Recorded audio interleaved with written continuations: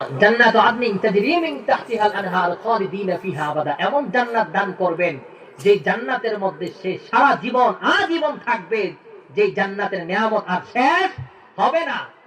দা রাদিয়াল্লাহু আনহুম ওয়া রাদু আন, আল্লাহ তাদের উপর সন্তুষ্ট এবং তারাও আল্লাহর উপর সন্তুষ্ট। বলেন সুবহানাল্লাহ।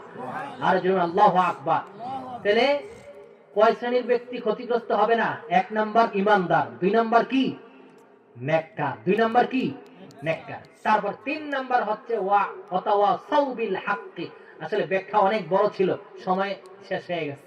ওয়াতাওয়াসাউ বিল হাক্কি, যারাই পৃথিবীর মধ্যে হকের দাওয়াত দেয়, সঠিক কথাগুলা বলে, কোন রক্তচক্ষুকে ভয় পায় না, ইসলামের কথা বলতে গিয়ে জেল জুলুমের ভয় পায় না, কোন সরকারের কোন ক্ষমতাধর লোকের কোন রক্তচক্ষুকে কেউ ভয় পায় না, আল্লাহ কোরআনের বিধানগুলি মানুষের সামনে অকপটে নির্দ্বিধায় নির্ভয়ে বলে যায়, ওই সমস্ত ব্যক্তিদেরকে আল্লাহ তাআলা বলেন তারা ক্ষতিগ্রস্ত